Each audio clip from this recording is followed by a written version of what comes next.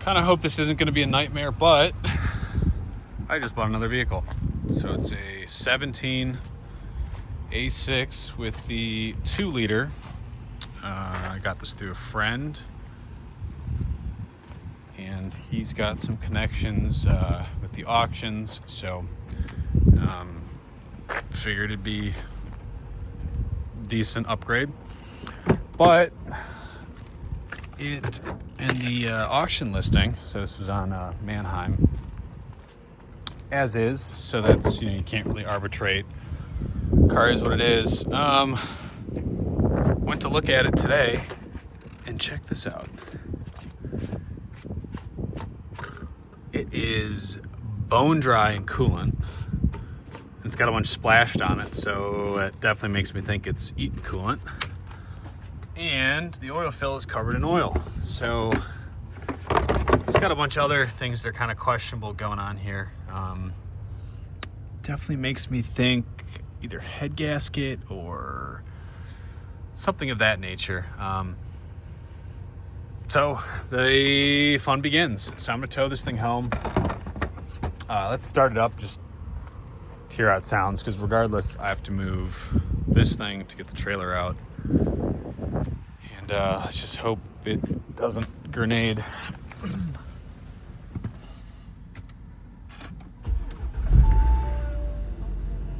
I mean, that's not too bad. Oh yeah, it's a pretty wicked vibration going on right there. So we're just gonna move this quickly, shut it off, and be done with it. Wow, that's nuts. So really hoping it's not a bent rod, but when I bought this, I did in fact price out an engine. Ooh. That just made an exhaust poof from over here. Which makes me think, well, let's get it home and we'll dive into it then.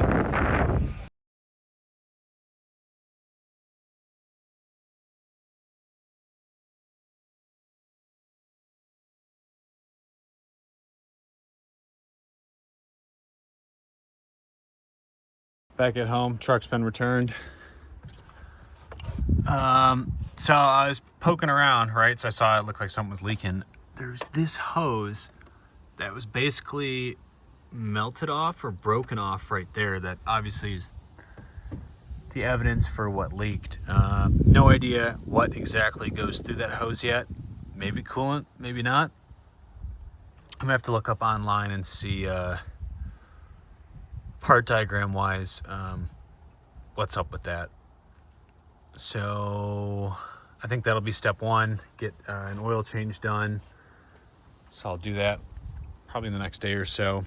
I did in fact order a dipstick because the Audis have a spot for, well, had a spot, have a spot for a dipstick, but yet don't come with one. Very strange. So I'm gonna start with trying to figure out what all, wow, wow, that one's ripped open too right there. Interesting. So I gotta figure out what this is, what it does. Wow. This whole thing is just breaking apart. That hose just popped. And so it looks like that is in fact part of the cooling system. Okay, this was busted off the back. So I guess we're gonna have to get to the bottom of that. After an oil change, I'll go inspect what other hoses are bad. That's just very strange. A lot of those are just busted.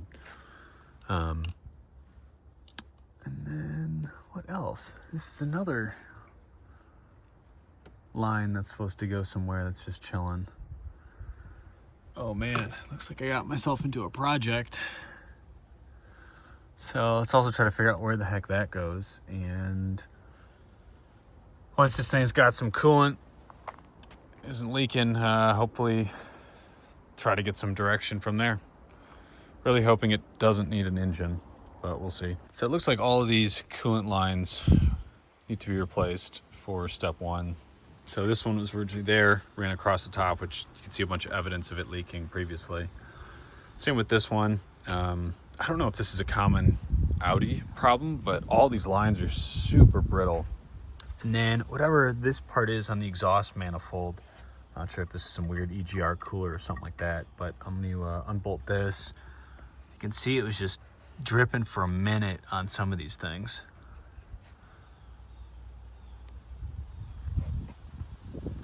Still not really too sure where this back line goes. I mean, maybe it goes here, but I also kind of don't think so because I looked in it with a flashlight and didn't notice anything. But it feels like it comes from, is that a thermostat? I don't know, something back there. I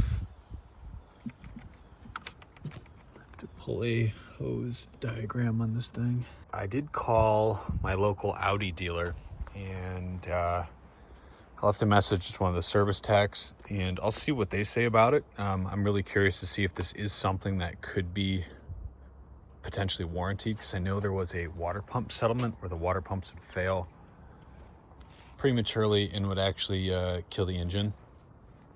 But this appears, I mean, that's a lot of leakage.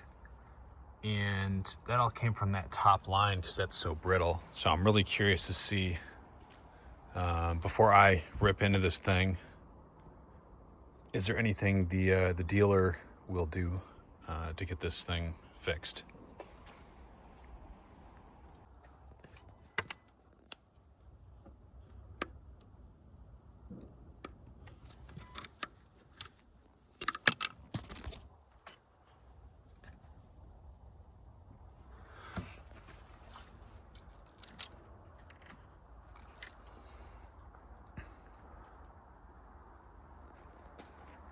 So I figured out this one actually connects to the backside of this little flange. So that is definitely a catastrophic loss of coolant right there. I'm gonna go ahead and order a replacement line for that side. We'll see what happens.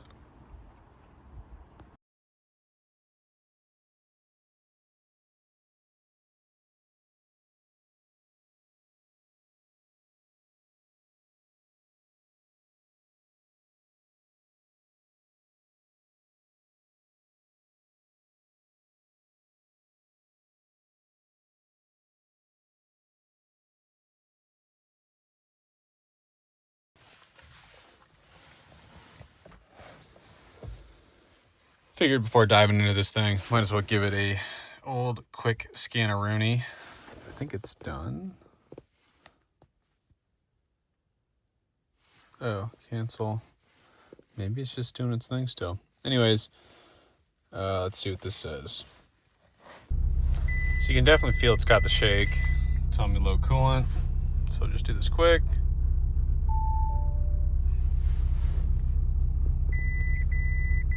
All right, well.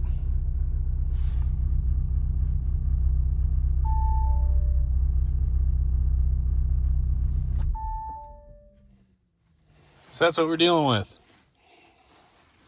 Let's get a good look at these.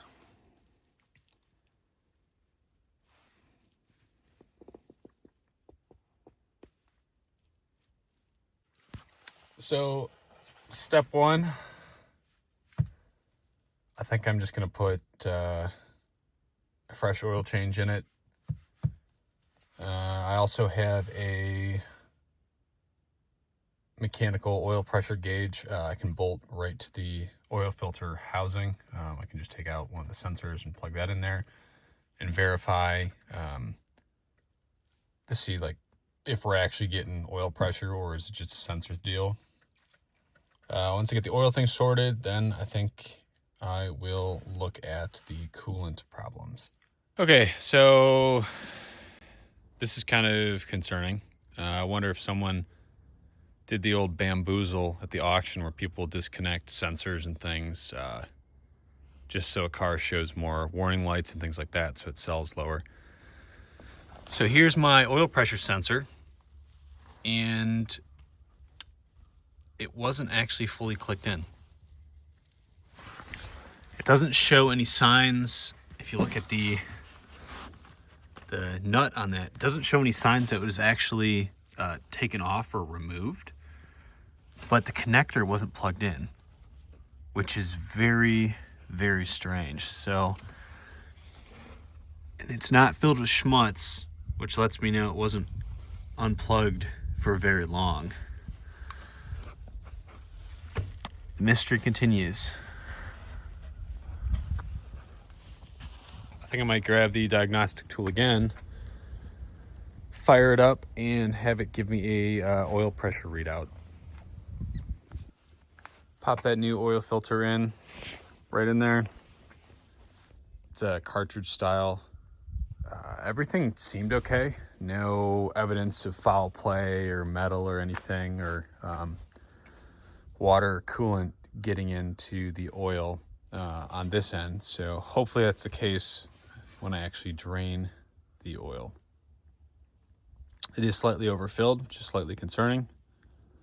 I wonder if that's because it was showing a no oil pressure light, and well, I added that dipstick, and without the dipstick, you gotta wait 2 minutes with the car running to get an oil level. Kind of crazy. Seems like a recipe for disaster. So I'm gonna go lift this thing up and pull that pan underneath and drain the oil. All right, oil's coming out. It's a very interesting drain plug. You actually need a flathead screwdriver to remove it. So I'll show you guys what that looks like once I retrieve it from the pan. So far, so good. We'll just keep checking for any evidence of coolant or other liquids up in there. There's some dark oil. Does make me feel better though than seeing fresh oil in it, which makes me think no one really messed with this car too much before it did end up at the auction. All these little telltale signs of covering up a problem or an undiagnosed problem. Much rather take the undiagnosed any day. Yeah, I'd say that oil looks good to me. Just a little bit of bubbles on there, but yeah, no moisture. It's nice and dark. It's been there for a minute, so that's a good sign. I really don't see any metallic flakies in there that are shining out, but I don't want to wait too long before putting that thing back in there. Fresh oil loaded up. Wait for the scan tool to turn back on. We're gonna fire this thing up, and hopefully that low oil pressure will go away because of that sensor that was unplugged.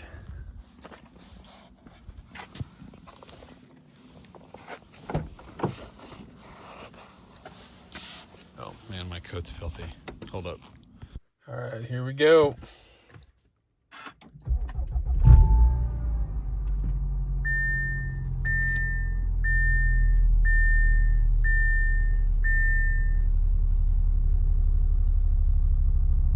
It's definitely got a vibration. It really makes me think it's motor mounts. Not getting that low oil pressure. Okay, there's coolant. Yep, because I haven't fixed that yet. So,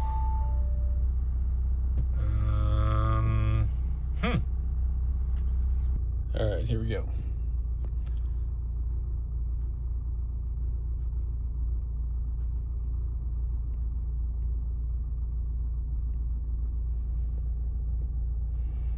So I don't know how many of these were from. Ooh, idle just changed a little bit. Electrical error. So let's do another one. Okay. Well, let's put some coolant in it. Before we put coolant in this thing though, let's just take a second to appreciate the amount of damage and how much coolant actually spilled from this thing. So here's one of the coolant lines that runs across the top of the motor. This thing got so hot it just melted right through there and was leaking on top of the cylinder head valve cover. You can see that line also coming off from the EGR cooler. Again, it just got so hot it just ripped and kind of blew open. which makes me think this must have happened like all at once. All these things must have kind of blown within a very short time frame for it to do this much damage. Also makes you think, how many times, did the owner, previous owner at least, have to put coolant in this thing to keep that light off without actually seeing where it was leaking? In the next few videos, I'm going to try to get that coolant off that exhaust manifold as well and clean all that up so it looks just as good as new. But first, let's go replace those hard lines and hopefully fix this coolant issue once and for all.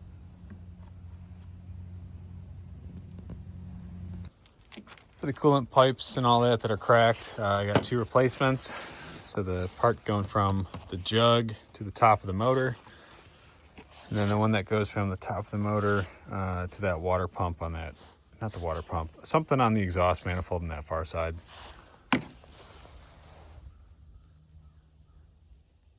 I mean, because this engine's so tiny, you got so much space to work in here. So I gotta take off a lot of this stuff. Not too bad. I'm debating if I want to do spark plugs at the same time. Maybe, maybe not. That would give me a little bit better insight into the condition of these cylinders and if anything was burning oil.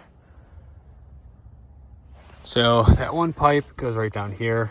This one somehow blew off and opened. You can see it was definitely leaking coolant for quite a long time. You can see this one is severed down in there. Just melted apart. Good job, Audi. See, it was spraying stuff up on there. And then the whole thing just let go also at the back. This connects to the bottom of that.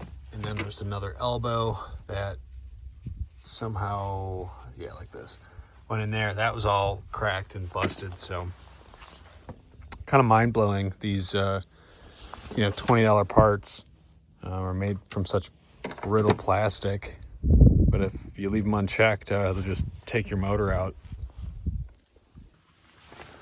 So I just undid the clip connector on the pipe that goes to the coolant overflow tank. And because this plastic is so brittle, it actually broke off inside.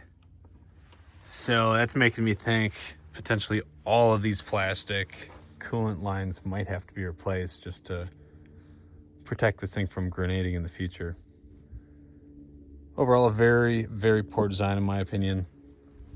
Especially considering that there was a class action for this issue. Well, Audi's claiming it was more for a premature water pump failure, but unfortunately, that window closed in 2022, so everybody else is just kind of SOL, which is unfortunate. So I'm gonna go extract that thing, pop these other lines out, and get this thing hopefully filled with some juice. So that little part down in there, that whole thing just looks sketch, especially considering how close that is to the exhaust. There is a metal version of this that a few aftermarket companies did design and make and have out there. I'm just gonna run the plastic one just till I know this thing actually pushes coolant around, and then I'll probably order the metal one and replace that because that just looks not good. Spark plugs are gonna have to wait for another time. Here is the carnage.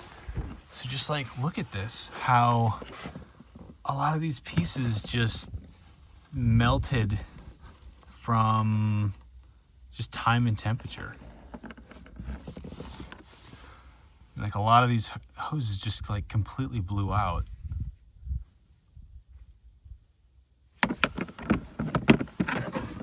Both these things blew off. This one just completely let go. Same with that. Like, Audi, are you kidding me? They talk about German engineering being better, but this is one of those cases where it's like, what are y'all doing? We're gonna add some liquid to it. Let's see if it leaks, and then if not, let's fire it up.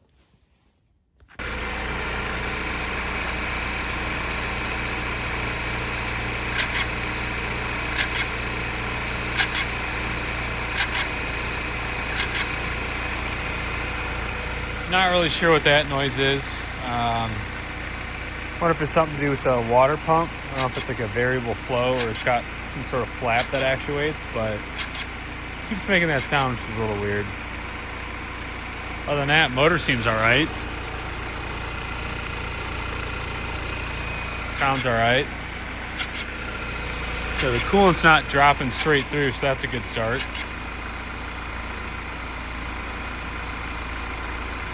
Yeah, still not really sure what's happening here. Seems to be holding its coolant. No evidence if in fact it was circulating, so I'm gonna go check, grab some hoses, see if they're warm.